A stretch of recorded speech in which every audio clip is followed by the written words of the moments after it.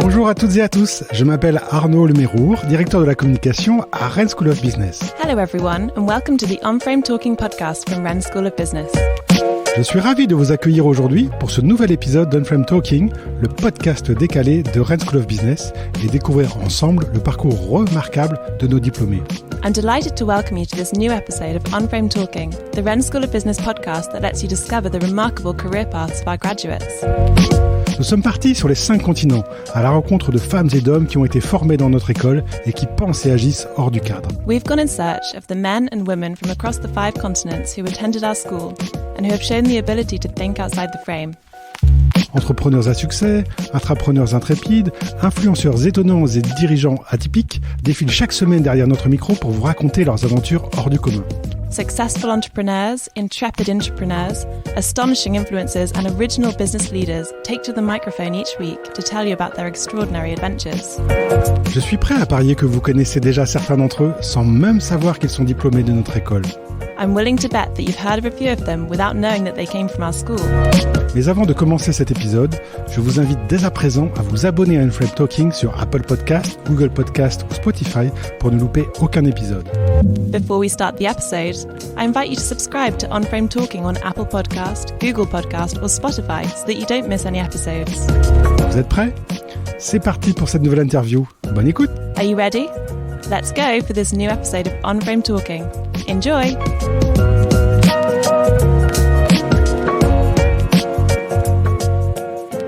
Alors quand vous étiez là-bas, est-ce que vous avez l'impression d'avoir laissé une petite trace dans une association au cours de vos activités, vos échanges ?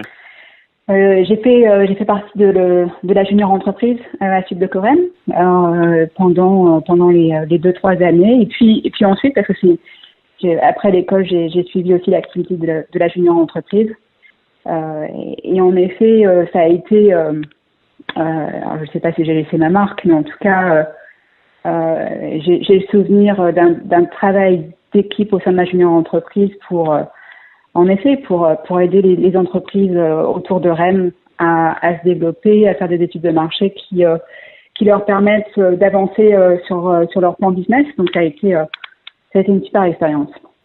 Alors justement, j'allais parler du passage à l'école. C'est ce qui vous a marqué ce départ finalement, quand vous avez quitté l'école pour l'international ? Non, je veux pas dire ça. Non, j'ai passé deux premières années merveilleuses à l'école, sachant que nous c'était la deuxième promo, donc on était encore dans les pionniers, on découvrait les nouveaux locaux, on mettait un peu tout en place, la vie étudiante, les associations, on prenait un peu le relais sur les premières années, tous très soudés, petite promo, donc on se connaissait tous, vraiment déjà une vie étudiante très riche et très dynamique.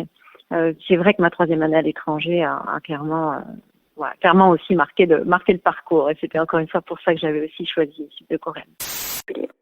Mais sinon sur tout ce passage, ces quelques années à Rennes, pour moi ça a été, je pense, le plus fort, c'est vraiment la vie associative. Je pense pour 2 raisons. La première, ça serait que j'ai fait partie de ces rares personnes à qui on a donné l'opportunité de créer une association. Et donc du coup, en fait, j'ai dû défendre ce nouveau projet pour en fait intégrer au sein de ce qui était avant. Enfin, tout a évolué maintenant, mais à l'époque, il y avait une association qui s'appelait Sup de Cœur et donc qui aidait les personnes en difficulté au Mali. Et j'ai voulu monter. Vraiment, c'est complètement le hasard, ça n'a rien à voir, mais une association pour le Mexique, et vraiment mon arrivée au Mexique après n'a rien à voir, mais donc j'ai voulu créer Dame la Mano, qui donc était une association pour aider les Indiens du Chiapas, donc du sud du Mexique. Alors Dame la Mano, ça veut dire donne-moi la main, hein. Exactement. Je suis pas fort en espagnol, mais je crois qu'il a compris. Exactement, c'est exactement ça. Et donc du coup, ça a été une grande aventure pour moi parce que c'est la première fois qu'on m'a demandé de créer un projet, d'avoir un budget, des objectifs, un plan stratégique en fait pour l'association et et l'équipe de l'école m'a donné l'autorisation de créer cette association. Donc ça a été un moment très fort pour moi. Et une autre expérience très forte, ça a été ma participation dans la junior entreprise, qui en fait me permettait d'abord d'avoir des revenus et donc de pouvoir payer une partie de mes études, mais surtout en fait l'expérience, les responsabilités, le fait de pouvoir appliquer vraiment chaque jour tous les concepts appris en cours et qui finalement, moi je sortais de prépa, donc j'avais aucune expérience professionnelle. Et c'est vrai que le fait de pouvoir mettre en application tout ce qu'on apprenait, limite dès le lendemain dans la junior entreprise, ça a été quelque chose de fantastique, de motivant et qui a, je pense, vraiment participé à mon futur professionnel en fait. Moi, ce que je conseillerais à tous ces élèves qui arrivent peut-être avec ce même background, c'est de se dépasser dans la vie associative. Parce que finalement, c'est une expérience professionnelle qu'on nous offre tout au long de l'année scolaire. Et il s'agit pas, pour moi, de passer du bon temps. Évidemment, on passe du bon temps, évidemment. Mais je pense c'est aussi l'opportunité énorme d'acquérir des compétences qui feront la différence, notamment, ne serait-ce qu'en entretien. Ça permet en fait de défendre que bien sûr qu'on a de l'expérience professionnelle, qu'on a quelques stages, mais on a aussi toute cette vie associative. Donc vraiment, mon conseil, c'est de bien choisir son association et de vraiment y travailler et de le voir comme une opportunité professionnelle. Le deuxième grand moment que je citerai, c'est toute la partie, je dirais, associative.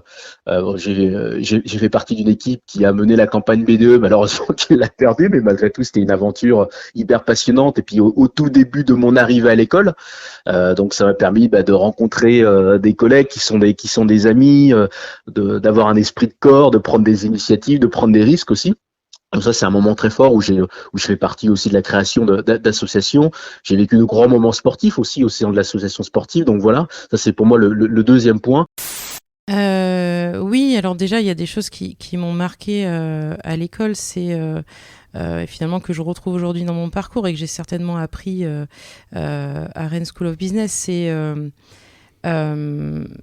C'est l'entrepreneuriat ou l'intrapreneuriat, puisque là on était dans une école, mais c'était quand même une école qui nous laissait, qui nous encourageait à rejoindre des associations. Je vous en parlais tout à l'heure, Arnaud me disait qu'aujourd'hui il y avait 26 associations. Moi je me rappelle qu'à l'époque j'avais collaboré, j'avais fait quelques missions pour la junior entreprise, mais j'avais aussi travaillé, en tout cas j'ai passé beaucoup de temps à l'ESC Presse, qui était un magazine en partenariat avec l'Express que les étudiants devaient sortir, donc c'était une édition régionale qu'on devait sortir à condition qu'on trouve les sponsors pour acheter les pages médias, mais dont on devait aussi rédiger l'intégralité de la ligne éditoriale, le magazine en entier. Et je me rappelle à l'époque avoir été interviewé Noël Legrette, qui était un entrepreneur breton, mais aussi à l'époque le président du football club de Guingamp, qui cartonnait déjà. Aujourd'hui, le monsieur est président de la Fédération française de football. En vrai, je suis pas une fan de football, mais je trouvais que c'était hyper intéressant, en étant étudiant, d'avoir accès à ce genre de monsieur et qui nous raconte un peu son parcours entrepreneurial et sa passion pour le football. Donc ça, c'était c'est le côté les associations commençaient à s'impliquer de façon entrepreneuriale, intrapreneuriale, etc., rencontrer des gens. Et puis bien sûr, j'ai rencontré des camarades, des gens avec qui je suis encore en contact. J'ai une dizaine de personnes. Alors effectivement, l'école étant internationale, du coup tout le monde est un peu aux quatre coins du monde. Mais heureusement maintenant, grâce à Facebook, Messenger, Instagram, etc., on est connectés tous les jours. Donc tout à l'heure, lors de mon passage, j'ai fait une petite photo des palmiers et j'ai tagué tout le monde. Et ils sont tous contents et me disent de dire bonjour à tout le monde à l'école. Moi, j'ai pas fait partie des gens qui avaient créé des associations, puisqu'on crée encore des associations à Rennes avec les P3. J'ai participé, le projet associatif qui m'a aussi beaucoup marqué et une rencontre qui a été absolument marquante dans ma vie, c'est avec une de mes camarades de promo qui s'appelle Catherine Duplessis, qui avait beaucoup œuvré sur l'association Sud de Cœur, sur les convois humanitaires, donc des choses fortes. Et j'espère avoir laissé cette partie-là, c'est-à-dire de donner cette humanité, d'avoir fait progresser cette humanité au sein de l'école.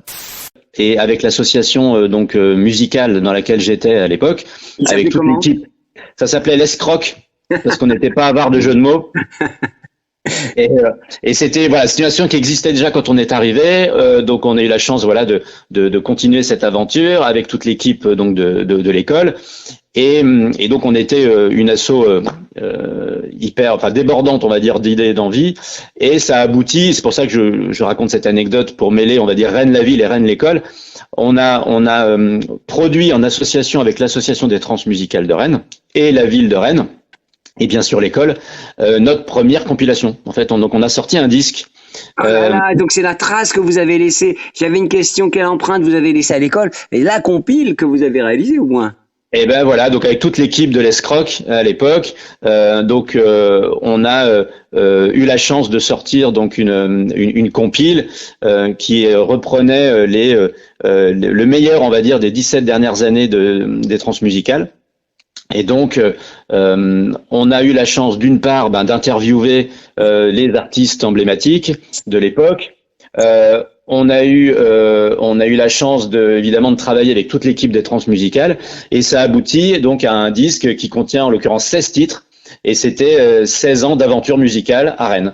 Donc ça c'est un super souvenir et qui reflète bien l'échange qu'on avait entre la ville et l'école. Durant le parcours à l'école, il y a forcément, il y a beaucoup d'images qui restent en tête 25 ans plus tard. Oui, il y a, je pense, si vous me prenez un peu de cours, là, je pense par exemple, la première campagne BDE, qui reste un moment mémorable dans la mesure où on a fait une anecdote, on a passé une nuit à faire des crêpes avec la personne qui est devenue ma meilleure amie pour préparer cette campagne. Il y a eu comme image également qui me reste la création de l'association Welcome dédiée à l'accueil des étudiants étrangers. Je pense que là on a surtout lancé pas mal d'associations. On a même lancé, alors je ne faisais pas partie de l'association, mais c'était assez drôle et assez ironique. On a lancé l'association rock qui s'appelait Escroc, donc c'était assez drôle de un peu s'auto-flageller en étant dans une école de commerce, de dire on est un peu des escrocs, mais on sait faire du rock. Voilà, donc il y avait je pense que c'est resté dans Rennes School of Business, ce côté un petit peu, peut-être un peu autodérision et être sérieux et ne pas se prendre en sérieux à la fois. Un grand merci, chers auditeurs, pour votre écoute. Thanks for listening. Cet épisode vous a plu? Alors abonnez-vous à Unframed Talking sur votre plateforme d'écoute préférée et laissez-nous une note et un commentaire pour partager au maximum notre émission au plus grand nombre. If you enjoyed this podcast, please like, comment and subscribe to Unframed Talking on whatever platform you use to listen to your podcasts in order to help other people discover the series. Je vous donne dès à présent rendez-vous sur le site internet dédié aux 30 ans de l'école pour découvrir des portraits d'invités au parcours remarquable. You can visit our website dedicated to the school's 30th anniversary to hear more about other members of our alumni with remarkable careers. Très bonne journée ou très bonne soirée selon votre longitude et à très bientôt avec un nouvel épisode de Unframed Talking par Rennes School of Business. Have a great day or a great evening depending on from where you're listening, and see you soon for the next episode of Unframed Talking by Rennes School of Business.